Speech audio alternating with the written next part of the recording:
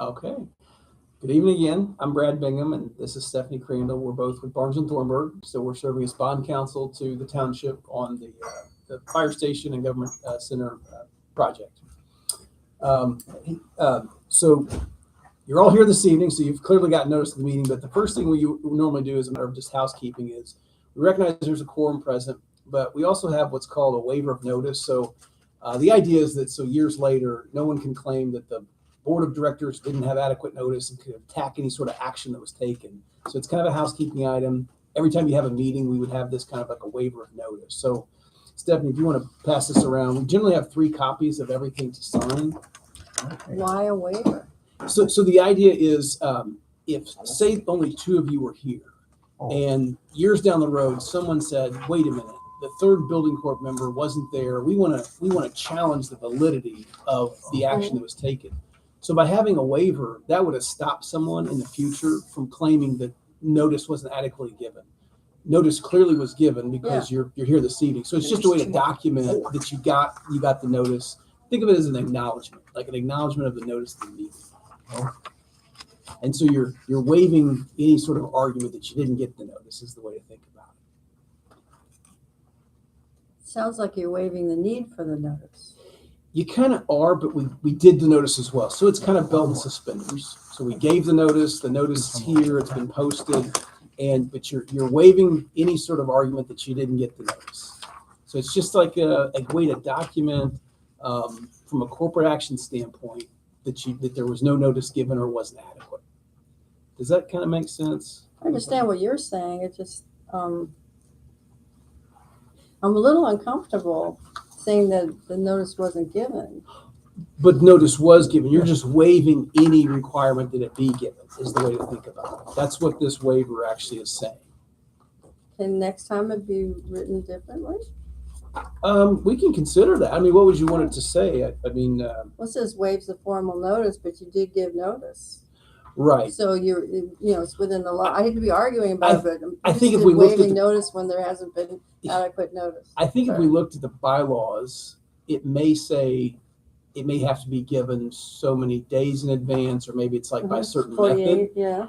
And this is just a way of saying, like, if it wasn't given in the absolute proper way, like that the Articles of Incorporation or Code of Bylaws say, you're just waiving that formality. You're just waiving it to make sure that it, any deficiency is sort of waived. But we can certainly, if there's a way to wordsmith that, I mean, it's not we're open to that. This is just kind of a matter of housekeeping. Well, it just be noted that there was proper notice. Yeah. So. Fair enough. Okay. So yeah, this is kind of ties to these bylaws, I believe. So in the bylaws, which will be considered here this evening, there's a very specific section about how notice of meetings are to go out. At least 2 business days before, which we obviously did that. Notice of any meeting may be waived in a document filed with the Secretary Treasurer. So again, it's just a way to say if there was a formality, we're making sure that it's waived and there's no argument down the road because years go by, but the bonds will be out there for 20 years or so. That's the idea behind that. But let us look at that for the next meeting. Thank you. Okay. That's the first order of business. The second is election of officers. So we need a president. We'll need a vice president. We'll also need a secretary treasurer. President, of course, will run the meetings. The next person who probably has the most to do would be the secretary treasurer. So whenever we get to closing documents, they're going to sign a lot of things as well. Beyond that, there's really not a lot to do. I mean, the day-to-day kind of annual stuff, that will fall primarily to Jeff or Jason to kind of, make sure things are done appropriately. But any questions about officers or roles okay. So with that, so if someone would like to make a motion as to, for each individual office, you can do it by slate. If you want to do it like one time, we can do it individually. It's however you like to handle that.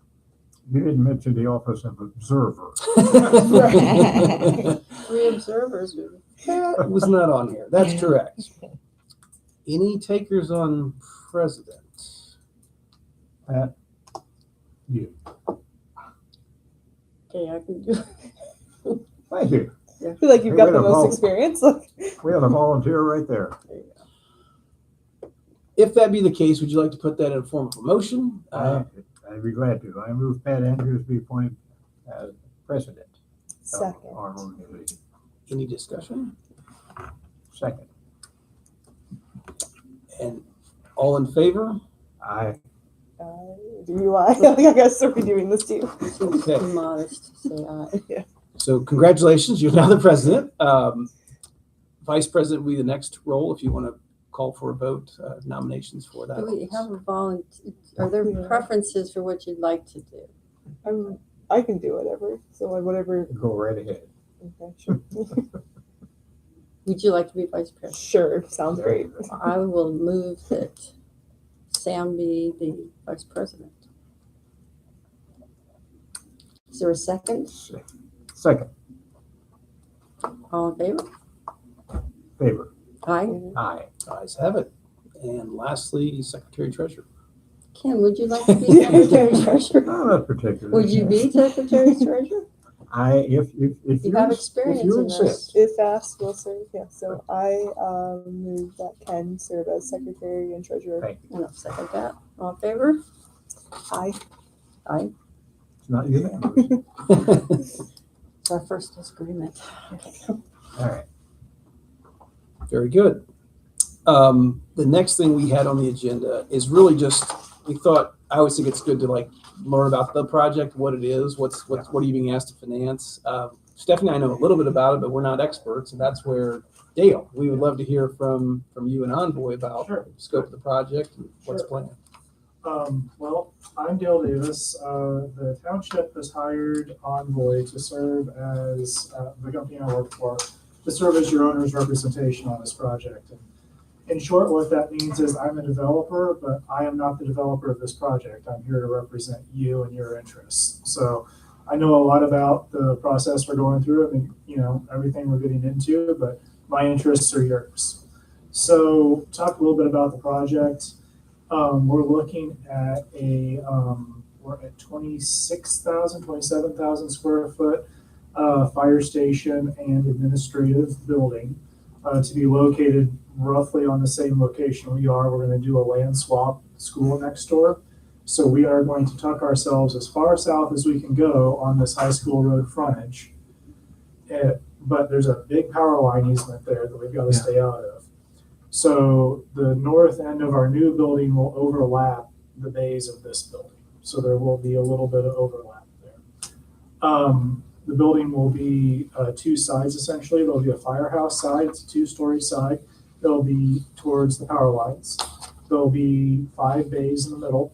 4 of them pull through for their larger apparatus. That'll exit directly on the high school road. It'll have a pull through from behind like the current station does. And then on the north end will be an administrative building for all the office functions of the fire department in the township. And that will have a parking lot which will be located to the north of it. It's presumed that we will share that parking lot with the schools as part of the land swap. They want after hours access to our parking, and that seems favorable and amenable to those of us that have had those conversations. So we'll go forward with that. The schools will likely expand that parking to fill the corner, basically where we're sitting right now, to fill the corner of the site. The schools are going through their own campus master planning. They would have enough space here. They could put a building on this spot if they wanted to, but right now their intent is to expand parking for their facilities nearby.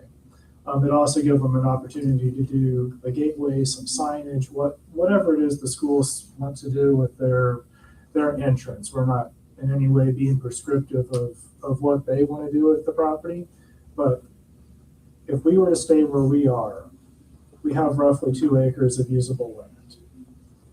We would not be able to expand the fire department's footprint to accommodate the additional bay space and the additional housing and operational space that the fire station itself needs, let alone the administrative side of the building. So the land swap is allowing us to get our full program, and it's allowing the schools to retain a very usable corner of the property. Because if we stay where we are, we can't expand to fit the program we're looking for. And the schools can't expand because we're in the middle of the frontage. So if we stay where we are, the schools probably only retain about an acre of land, and it's south of us. There's not a lot they can do with it. So this allows everybody to get the best of both worlds with the limited space that we have. We're looking at a project budget of approximately $20 million. That puts us under the referendum threshold. It does put us into a petition remonstrance threshold, which it's the second tier of scrutiny when it comes to a project. We can't just approve it outright, but it also isn't a ballot initiative. I'll look to the legal minds in the room if there's any further questions on that.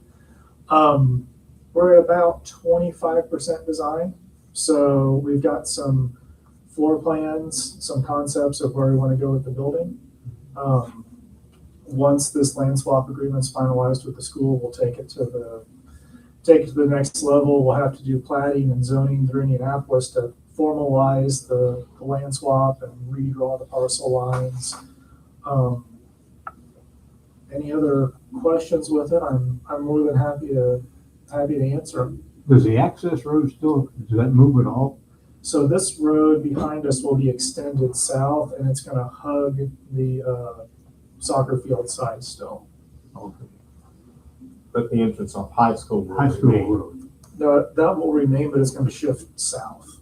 Well, Yeah, it'll shift, I don't know, 40 or 50 feet south where it is. To get into this site, but that road would still, So our access is going to be similar to it as it is now. There'll be the apron from the fire station exiting onto High School Road, and there'll be our primary drive coming that we'll share with the school coming in from the school's drive as it does currently. Now that will be repaved, that will be redone with heavy duty asphalt, so it will better take the abuse of our heavy engines as time goes on. how about the land south of the power lines?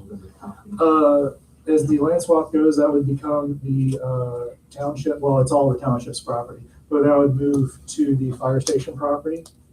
So that power line easement would become the part of this project's to maintain. We'll carve off that corner. This corner stays with the school corporation. What will you do with it down there? The only thing it can really be used for is parking, and we had originally contemplated putting our parking down there and having the building transverse so that the administrative side would be south and the fire station would be north. That way we could have done a even 50-50 land swap of the usable piece of land, taking aside the easement that nobody can really use. We could have put our parking down there and given a true 50-50 swap. What the schools have indicated to us is actually having our parking on the north side of the building where they can share it is more valuable to them.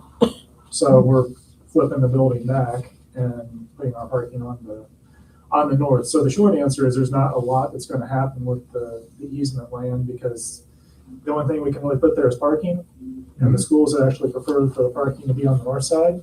So the easement will remain grass. if they were to put a building, then would parking go to the south? The only parking that'll be south is there's going to be a secondary entrance drive and a 5 or 6 spot small parking lot for visitors to the fire station. Because think of it as 3 parts. You've got the fire station to the south, you've got the bays in the middle, and you've got the office in the north. So that fire station is still going to need a little bit of visitor parking. So we'll put in a separate drive to the south that accesses just that. We are exploring if it's necessary to wrap that drive around the back of the building to provide secondary access for the fire, but it's not looking like we'll need that. But you have a lot of parking in this diagram on the north side, and with a box that shows a possible school building. Excuse me, I can provide some commentary there. So you see the red box on there? Oh, That is what is contemplated as expansion space for the schools to expand the parking lot. We would only need, so this is that small lot, just, this is the fire side, that's the administrative side. This is the lot. This double row of parking is really all we need to serve our building. It's actually more than we need. We probably need, we're going through the calculations. I was hoping to have those for me today, as Father and Jameson didn't have it. But I'm expecting about 24 to 26 spaces will be required for our use. That double row is 36-ish. So we're already providing more parking to the schools than we're, going to be required to code-wise with the city. And then we'll structure it so that they could just expand it north. Now we'll work through the semantics with the schools, whether they want to, retain that whole parking parcel and we get a, access easement to do, for our 24 spots, 26 spots, or if we're going to draw the property line at the north edge of that parking and keep it all on our property. It's 6 to 1, half dozen others, honestly. Just whatever the preference is there, we can make the agreements work to make it work. So, Okay. So you have an entrance down here, correct. and this will go directly to the firehouse? Yes, that's the front doors to the firehouse. Now, internally, you can go from the firehouse through the bays in the middle and in the administrative side. So if chief needs to go from one side or the other, it's no obstacle whatsoever. We'll also have the secured access worked out such that we know we have IMPD and others stopping by. They'll have a door off the back, off the fire bays where they can actually get into the bays, but we'll be able to restrict their access to which parts and sides of the building we need them to get into. The firehouse serves as a voting precinct right now. You're going to continue that? It would be in the administrative side here on the north. Okay. So you'd have that whole parking lot to serve it. Well, again, go back to the box here. They would need parking if they put a building there, yeah. So is this adequate to serve 2 functions? We've done a scenario where they could put a 2-story building on that corner there, and there would still be, like I said, with that double lane lot we're putting in, that serves more than us. So that would already start going towards their parking needs. And they could fill in there also. I mean, they've got the whole parking around the soccer field. They would have more than adequate parking to fulfill their needs if they desired to do that. Like an administration building then? The one they've got is pretty small. They have not expressed any real definitive plans to us, other than they're going through a campus master planning exercise and they want to, keep the doors open. But the main need they've expressed to us is parking. So that's how the scenario that's before you has come about. But I guess in saying this, I'm just trying to emphasize that we're doing everything we can to not hem them in with the very limited space that we have. It's only 3.6 acres, 3.7 acres-ish of actual buildable land between the power lines and that drive. Where's the power line actually coming? Is it right So- down in here? So you see that dotted line here, sir? Yeah, That's the edge of the easement. okay. So the power line is this faint line right there. So it's the easement runs, it's really wide. It's like 70 feet on either side of the actual lines. Actual lines, you can see it crossing the road here. Oh, this is it right Yeah. here? Okay. Okay.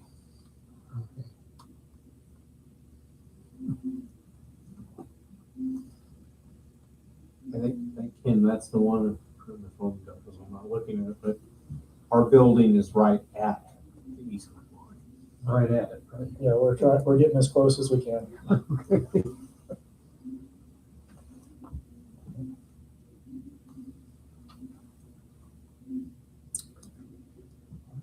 If you have any other questions for me, I'm always happy to answer them, but that's the direction we're headed right now. very good. Well, so the next kind of part, the follow-on to that is just more the plan of finance. So you heard about the project budget, and to kind of touch upon what Dale was mentioning about petition remonstrance referendum. So the way this would be financed is the building corporation will issue bonds into the open market. Those proceeds will be used to construct the project, to acquire the real estate, and the building corp owns all of that in fee simple. That is then leased to the township for a term that's equal to the term of the bonds. The township then levies a property tax every year to make the lease rental payment. And the lease rental payment is used to pay debt service. So those are essentially the exact same numbers. Because the lease rentals we pay from a property tax, we always have to think about, is this a controlled project and subject to a petition remonstrance or referendum project, or is it not? In this case, because of the cost, the total cost, it is a controlled project, but it's in the category of what we call petition remonstrance if requested, not in the referendum. In addition, there was a law passed last year which can make a project a controlled project if the existing debt service tax rate of the township is above a certain amount.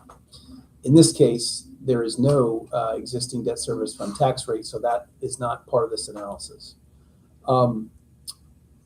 Because it's a controlled project, the township board will be required to hold 2 public hearings on the project at which the financial advisor, who is not here this evening, I just realized that, they will present certain required financial information about tax rate impacts, maximum bond parameters, projections of tax rate impact, for the next 10 years. So there's a certain set of information they'll have to present, and that will be presented at these public hearings that will occur tentatively on March 24th, and we're still waiting on pinning down the second meeting. That'll be sometime later in March as well.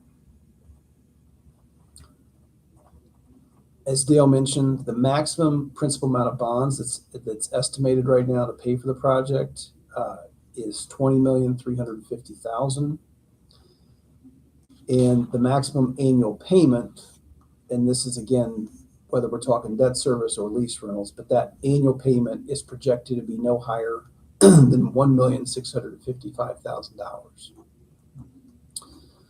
The actual payment will be lower than that because we have to, for approval purposes, assume a certain rate. Bonds are sold, actual interest costs are locked in, and then you true up the actual lease rental payment that you need for the actual debt service. So it can never be more than that, and it will certainly be lower than that $1,655,000. The projected tax rate, just so you know, what the municipal advisor is calculating right now, is this is about a 5-cent increase to the township's tax rate in order to pay the debt service on the bonds effectively. A little background on the building corporation, and Pat, you mentioned this earlier. The reason why building corporations are used, it's not just for townships. School corporations do this, county governments do this, cities do it, towns do it. Every political subdivision in the state, every municipal corporation, what we call it, they are limited by the Constitution and by certain statutes as to how much direct debt they can incur. And by direct debt, I mean an unconditional obligation to pay. I lend you money, you have to pay it back. You have no right to get out of that, okay? That's debt. Years and years and years ago, Indiana courts, because this was challenged, these lease finances were challenged, and courts said, this is not debt. And the reason for that is that the lease agreement itself, which we'll cover here in a moment, it's what's called an abatement lease. And the way that's set up is if the property is ever damaged or destroyed, the township's obligation to pay rent, which pays debt service, is, we say, abated. It has no obligation to pay rent if it can't use the asset.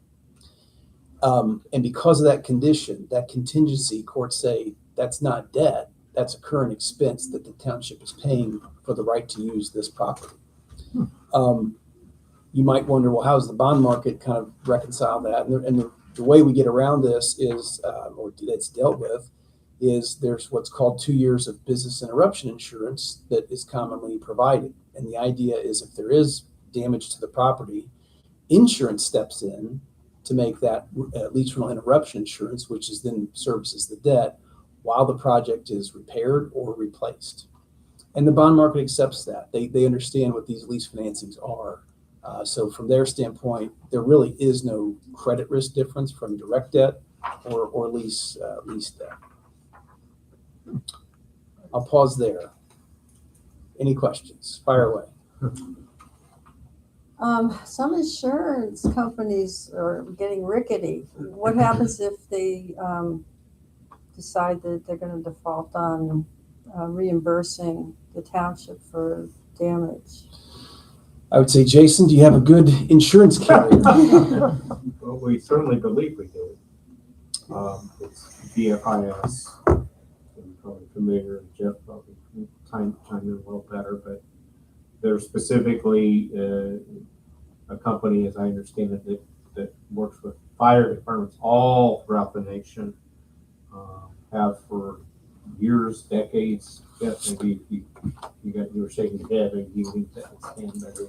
I'm familiar with the name. I mean, we're getting into questions of, we would need to talk to like the Indiana Department of Insurance if they, stress tested any of them, or, making sure they remain compliant with what the minimum requirements are to sell sureties in Indiana. So it's not, it is a regulated industry still. I know we keep peeling back lots of regulations that visibly and invisibly protect us. But I would have to dig a little and then probably try to get a hold of somebody at the Department of Insurance and say, do we have any reason to think VFIS is at a red light blinking or something like that? And I think there's a rating that insures.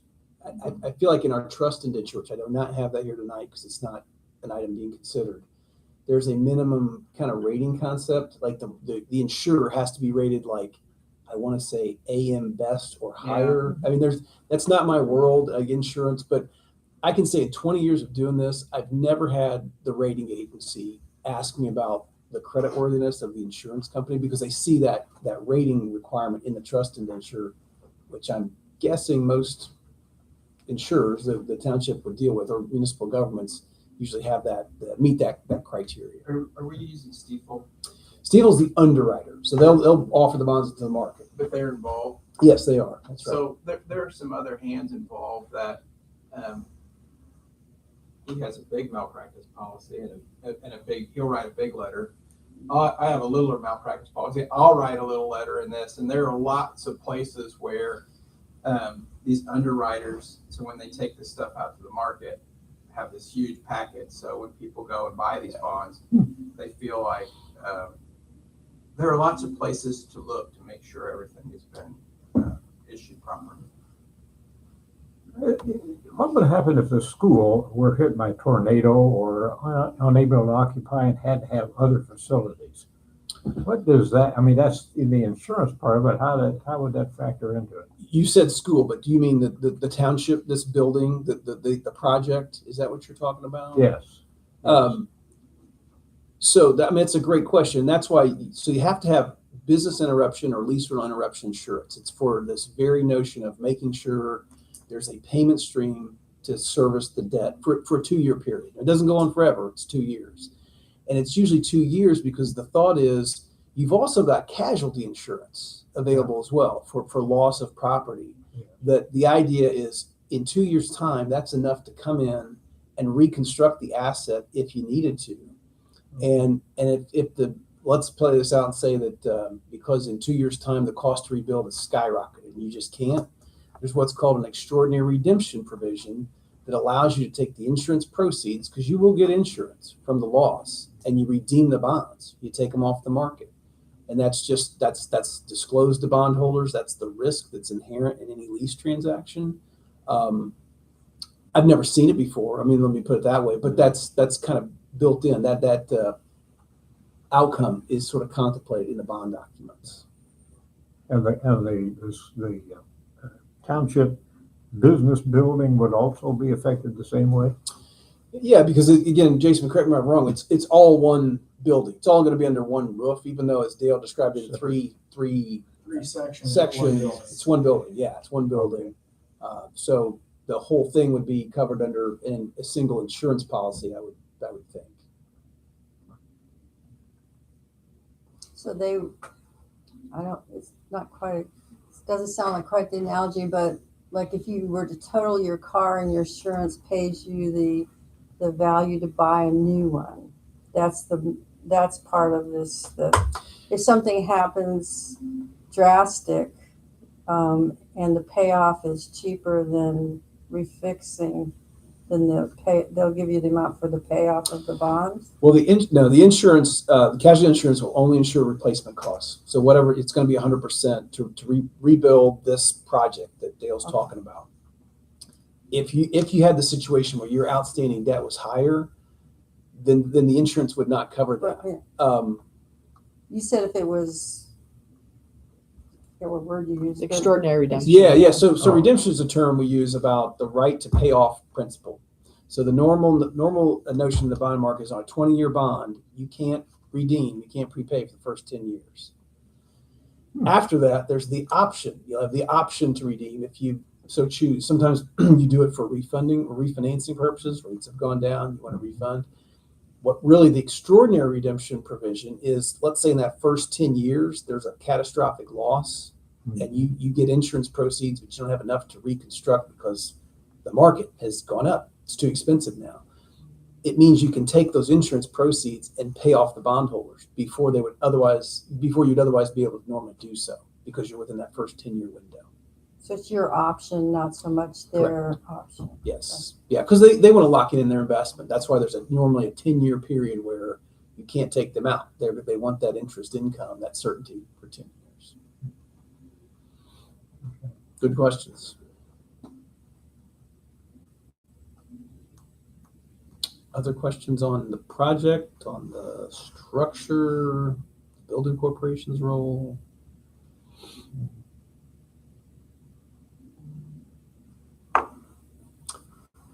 Okay, Go ahead. simplified.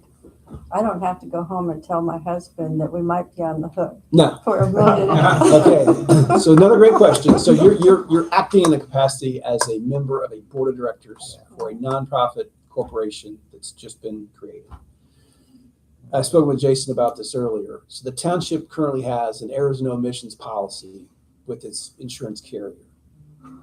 This question comes up all the time because people don't, right? You like your home, you don't want your property to be any claim on.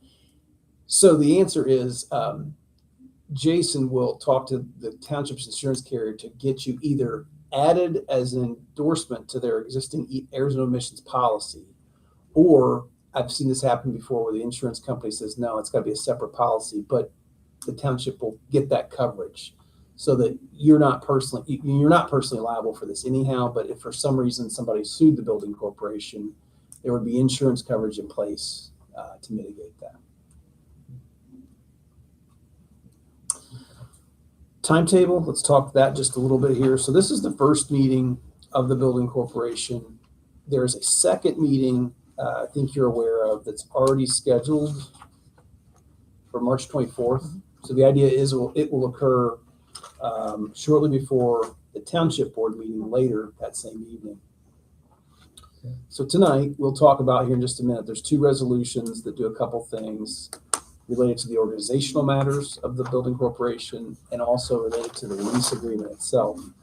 At the next meeting, there will be a separate resolution that will really go into the particulars about the financing parameters, so the bonds themselves, how much can be issued, the form of what we call a trust indenture. So that's like the contract between a bond trustee and the building corporation that governs the rights of bondholders. It's a very lengthy, boring document that you'll be super thrilled to go through. But that resolution at the next meeting will really talk about how and when the bonds can be issued.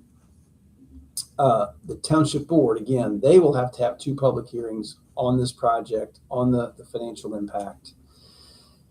After that time, there's certain waiting periods because there's the potential that someone could request a petition remonstrance process that could slow things down. Once, assuming that process is cleared and the township doesn't have to go through it, then the lease can be signed. And at that point, we have to publish a notice of lease execution. We got to wait another 30-day period. There's another objecting period. And so I'm telling you all this because there's a lot of steps. And right now, if everything sort of went as planned, the bond pricing and sale would occur. We're penciling in late July, early August type of time frame. And so that would be when monies would be received from the sale of the bonds, and construction of the project could commence, full speed at that point, assuming the deal's ready to go at that point, which I think would be as well. Yeah, we should have a project that's ready to go and execute by October-ish. Can you remind me too, what is the procurement method? Is it CMC? Is it bond? Okay. So the township has or will enter into a build, operate, transfer agreement with Garmong? Garmong. Yes, they've already entered into a build, operate, transfer agreement with Garmong, and our anticipated construction window is 16 to 18 months. Okay.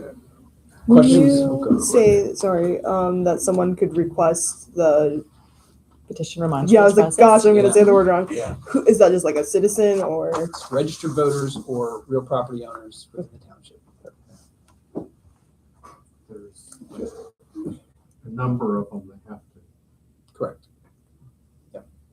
From time to time, there has been talk of the fire departments are different in Marion County. Some belong to Indianapolis and some don't. For time to time, there has been talk that Decatur Township would go to Indianapolis. Now, how does that affect all of what we're doing? I can't predict what the General Assembly No. could do. No. There was a bill this past session. I've read so many bills, I can't remember which one it was, but there is a bill that dealt with township mergers and consolidation. Yeah. And it dealt with this very issue, which is what do you do with outstanding debt when you talk about mergers? Yeah.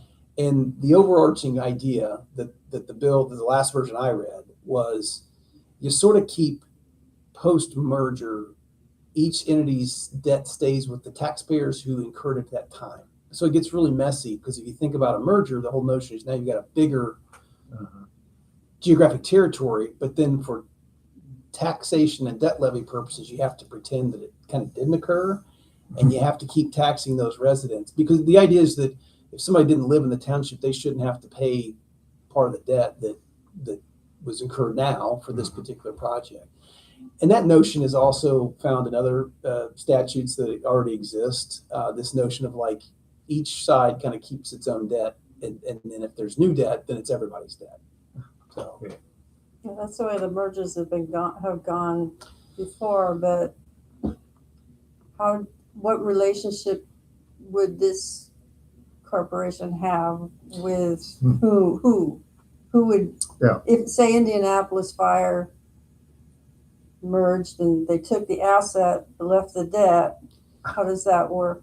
I don't know what the General Assembly would do, and that's really getting out there and being speculative. What I'm saying is they would say Decatur Township taxpayers, you're still responsible for levying the tax to pay this particular debt, regardless of where the asset is. Now, the building corporation, that has to stay in place. Just again for legal purposes, you can't get that. General Assembly can't just wipe that away. That'd be an impairment of contract. So I don't know how they would deal with that, but they would have to. They have dealt with that. All the other townships that merged ended up having to keep their debt, whether that was legislated or not. Yeah. That was the final agreement. So I think this would stay the same then. I think what I hear you saying is Well, I'm like, just wondering what relationship, I mean, clearly right now the relationship is anticipated to be with the township government, but if the township government's evaporated. We would Yeah. interface with the city of Indianapolis. yeah. And I think they would probably, every now and again, we get a station closure and it has to be a debt-free station. So your station would remain. I think they would have an incredibly difficult time to shift operations, but we wouldn't be meeting annually with the township. We'd have to figure out an annual meeting and make sure there's compliance with the city of Indianapolis. Because there's no one Whoever else to merge. There's no one else to merge with. whoever's taxing at that point. Yeah, whoever's responsible for the absorbed duties. But everything you said is accurate. If you do, there are a few voluntary township mergers that have gone on There will be more coming. I can tell you with some certainty. Debt incurred stays where it started with. In fire territories, which I've done 30, you start with your pluses and your minuses when you go in. Sort it out if you want to borrow new money. Maybe it might just stay with one or the other. Fire districts, it goes over the whole district. So trust me, creditors find ways to make sure their debts are repaid. That is for certain. And if you want to get really reductive in the code, Indiana code basically just says someone is on the hook. Someone will pay the final bill. So if there is some broad stroke that they want to bite the bullet and do what they say they've offered to and do an elimination bill, they couldn't get it done this session, and Marion County was left out of both of them. Then they're going to have to spend some time sorting out the debt, and we would interface with Indy Marion County. And the bill that was passed, not yet signed by the governor for some reason, Marion County's exempt. So. By the way, just in case for anyone that doesn't know, this is Jeff Bellamy. He's the township's attorney, and also is the ITA Township Association's attorney and represents other townships all throughout the state, as you mentioned, territories and that type of thing.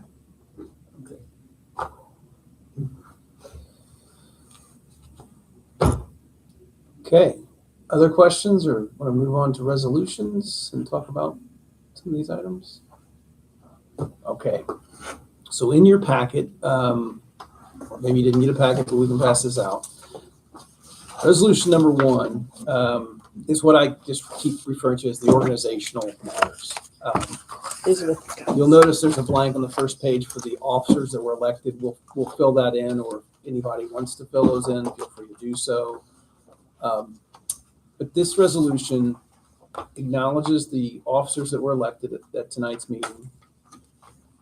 It also will ratify the articles of incorporation that were filed last week with Secretary of State. In other words, in order to come into existence, we had to file the articles. So you're ratifying the articles that were in fact filed.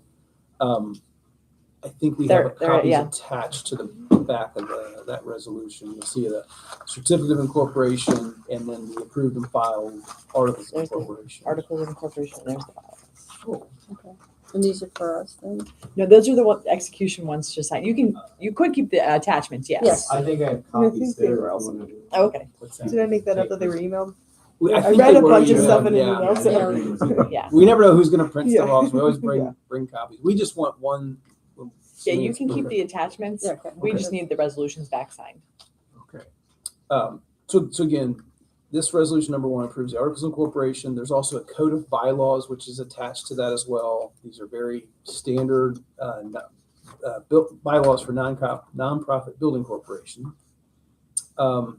It recognizes there are no members of the corporation. It's just a board of directors. That is it. Payment of expenses, all expenses incurred. Corporations authorized to pay from funds. You don't have any funds other than bond proceeds, but that will come later. It authorizes the filing for tax exempt status. We don't. There's not a need to file for a 501c3 designation letter. I can bore you with the details, but long and short of it is, IRS says you are you're essentially an extension of the township. It's because trustee appoints all the board members, can remove board members, and upon dissolution, all the assets go back to the township. So IRS sort of says you're like disregarded. Separate legal entity, but they don't. There's no employees. You don't have to file Form 990. So we don't need to do the 501c3 designation letter.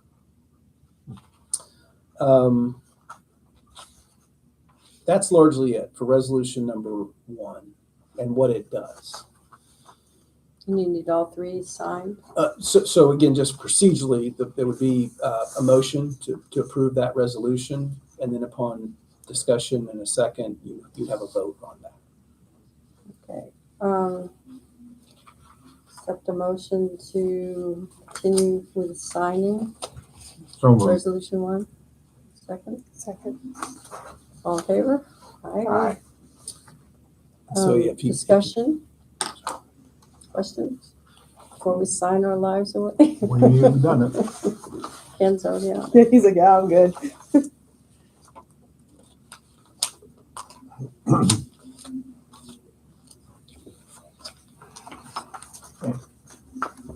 go in a circle here.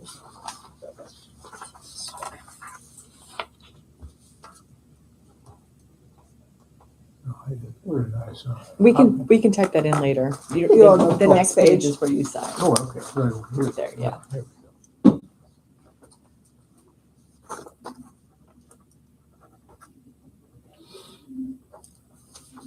Okay. And this goes to. Look to you to sign, and this one All goes to right, you. now we got it. And then That one has all three. Thank you. Everybody's being scribbled. the last one, that's Okay, all. that's- It's almost looking like those little things you sign Oh, for at the the, pharmacy. yeah, You're like, Thank you. for the, what's the, one when you're doing it on the computer? Yeah, Yeah, Yeah, that you never really there's see a it. Rubber little thing on there. Okay. This is the next one. He's gonna talk Oh, about. yeah, okay, so then resolution number 2, And then you- just to boil it down in terms of what it does, is there's attached to that as a form of a lease. Okay, this is our standard lease agreement that we use for building corporation transactions. You're not signing it tonight. You're not being asked to execute it. It's really just an approval as to the form, because this is going to go eventually to the township board for their approval as well. So we have to start somewhere. But again, this is what's called an abatement lease. If you want to read through it, I highly encourage you to do so, but there is a provision, section 4, damaged premises, abatement of rent. That's what I was talking about earlier, which is if the premises are damaged, the township's obligation to pay rent is abated, and that's when insurance would kick in. Damage to premises, yeah. The maximum term of the lease is 20 years, because that is also going to be the maximum term of the bonds. They're going to run simultaneous. The maximum lease payment is the $1,655,000. You'll see that mentioned in here as well. And there are also there are exhibits to this lease, which again, even when we get to the point of signing the lease, those exhibits don't get executed yet. They are for future use, and one of which is, the way this works is the lease is signed sort of during this process. We'll get to that at some point. The lease would be signed. After the bonds are sold, we then would do an addendum to the lease to reduce the lease rental payments to just what we need to pay debt service in the bonds. So it's this, think of it as an amendment. We just call it an addendum, but it's sort of baked into the lease itself that we're going to come back in the future and true up the actual lease rentals.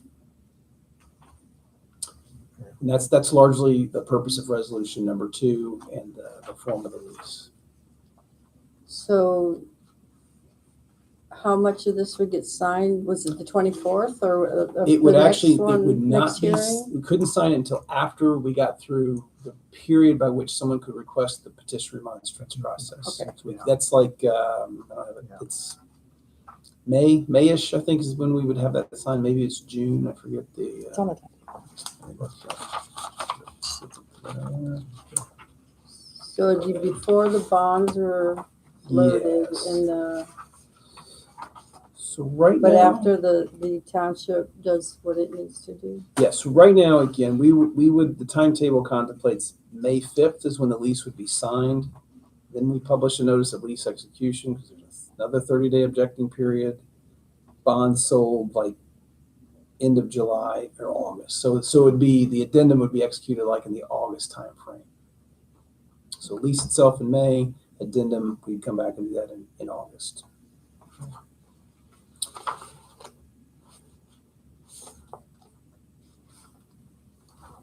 So this resolution is just saying what? It's approving the form of that lease and authorizing it to be executed when the time In the comes future. in the future. But it's not, we're not ready for it yet. We're not ready to do that. Township has to do its part first, and we've got to get through certain, just call them objecting periods before the lease can be signed.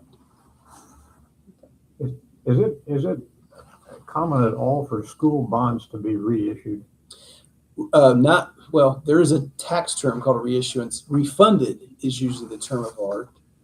Refunding means like you've got bonds outstanding, interest rates have gone down, so you issue new bonds to refund the old ones. Some people say you've reissued them, but there's usually you're not extending the term, you're just issuing new bonds to replace the remaining term of the old ones. But you're doing it for savings because you want to save taxpayer money, essentially. Okay. Oftentimes when I've seen the city government do stuff, they, would you say refund the bonds? Yeah. And then they take the extra stuff and they put it aside, so they still owe that money. I mean, if the township were to do that, to take the So I think I think what you're saying is excess, take savings out. well, like the equity, say. Yeah. And how does, Can't do then that we have anymore. to, So Indiana that's law, good. this changed back in 2008. But I think what you're saying is it wasn't just cities, it was issuers all over the state. Issued bonds, rates went down, and they realized I could issue new bonds to refund the old, but I could also, because of where rates were, I could generate new money for new projects. And they'd say, some people would call that taking the savings up front. And I think that's what you're referring to. Mhm. When, forget the bill name, but it was in 2008, that practice is prohibited. Good. So now you can't do that anymore. What you can do, and again, this is in full transparency, is you can do simultaneous transactions where you're doing a refunding of the old, but then you issue new bonds to With the soak that flow. up. But at least everyone knows what you can't hide that. That's two new transactions. That's two transactions. One's a refund, one is for new money. So how would that mechanistically work? Would we have to sign new documents? All new approvals. It would all be all So new it'd be approvals, fresh. be all fresh. Township would have to weigh in on it as well. There's not a way to do it and hide it, so to speak. Yeah, it's got to be. So that it would be then the new bond would still be to finance the now existing fire station. So if let's say in 10 years Complex. rates have gone down, this building corporation would have to do a new resolution to authorize the refunding, and those refunding bonds would refund these bonds, which funded this project. Yes. That's kind of the thinking.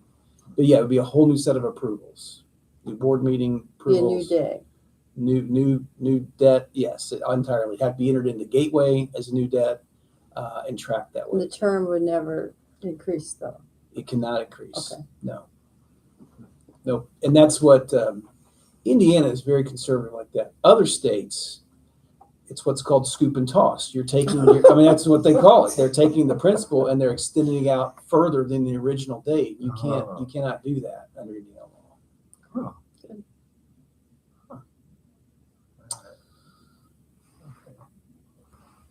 So, I know this is backwards, but are there any questions before we? Do I hear a motion to sign the resolution 2? So moved. Second. All in favor? Aye. Aye. Aye. Can you do this in any order? I think I. In the order. Matter? Yeah, because we didn't know who was being elected as well. Yeah, Okay. it'll be easier next time because we know the officers. There's a difference where we signed on this one. We'll also do, unless someone wants to volunteer to do it, we will do excerpts of meeting minutes just to memorialize what we covered here tonight. Thank you. The resolutions. Again, it's just, we call it an excerpt because it's not verbatim, everything that was covered. I mean, it's just a summary, which is all that's required under open door law. But we'll do that and get that sent out along with the materials for the next meeting when those come out.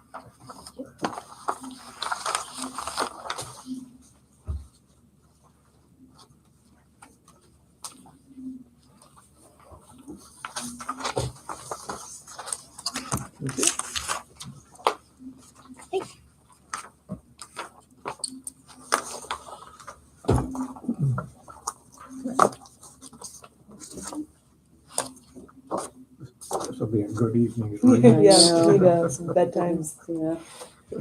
It might not get finished tonight. Yeah. Read a page. a night. That's all I had to cover this evening. Okay, So, if we have any questions on these, we. Yep. absolutely.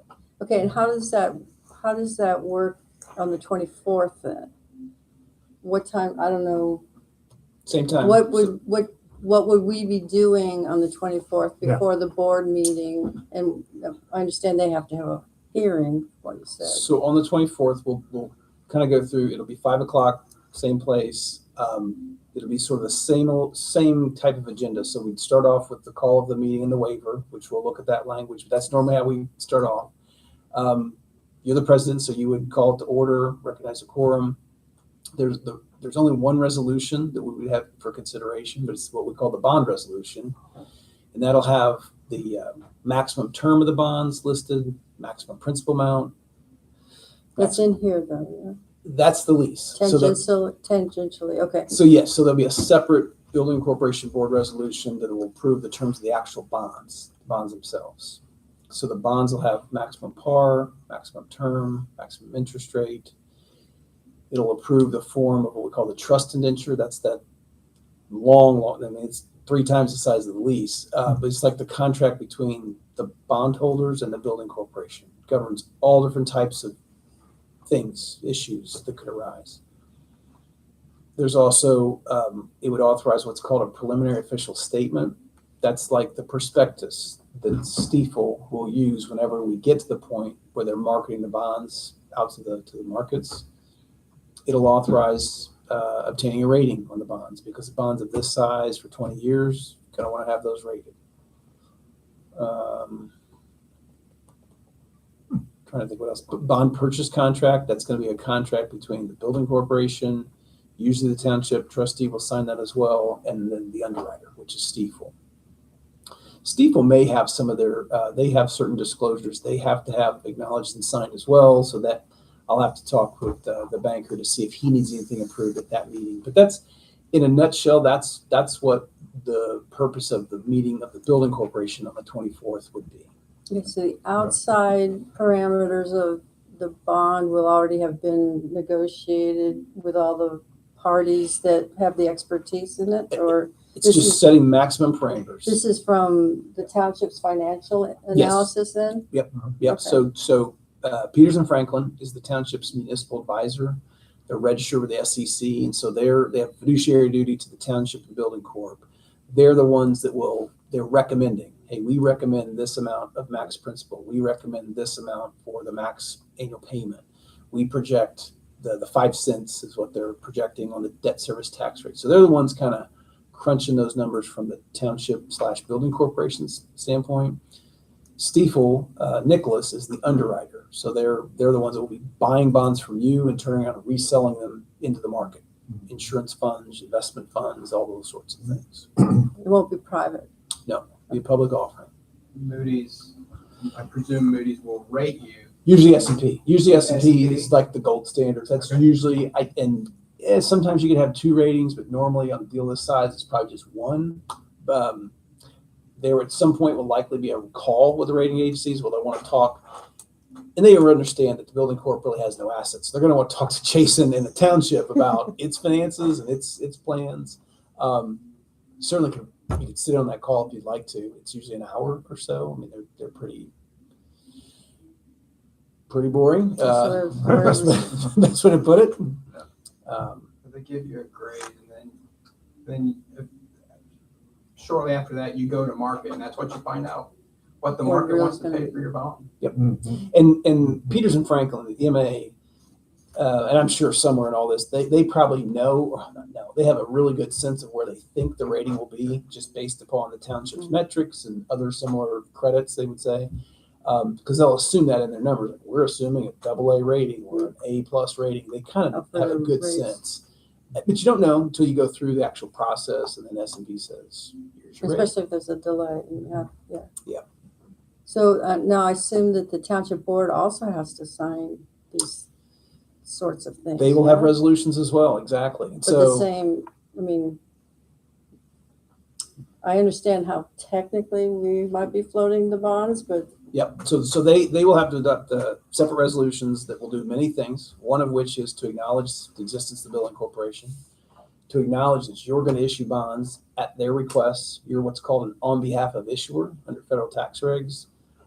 So they have to sort of put their stamp of approval on your existence and what you're doing for their benefit, for the township's benefit. They will also adopt in their resolutions, they'll acknowledge the max lease rental payment, $1,655,000. They'll also approve the form of the lease agreement that was presented here this evening. They'll also have to make what's called a preliminary determination, adopt a preliminary determination resolution, where that's saying we've considered it. We're gonna move forward with this project, and that's what we have to give notice of. Triggers the potential petition remonstrance process. So, long story, yes, they're gonna take official action to cover many of the same things. They're just not issuing the bonds, so they're not gonna adopt the identical types of resolutions.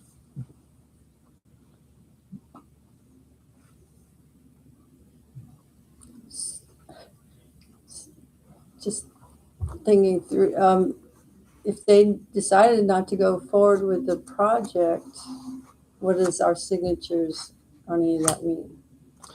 The resolutions tonight would just stand. I mean, I've never seen that happen, but there's, I suppose you could officially dissolve because you wouldn't have any Yeah, purpose Or to if a exist. remonstrance was successful. Likewise, if Yeah. it was, then there's a 1-year cooling off period.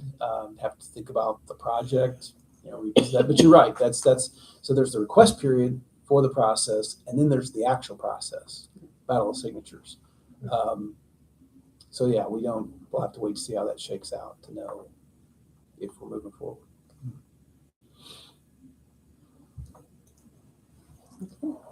Other questions?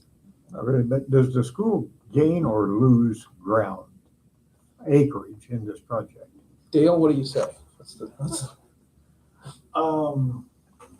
Total acreage, they're gonna be giving us more. Usable acreage, they're going to be getting more.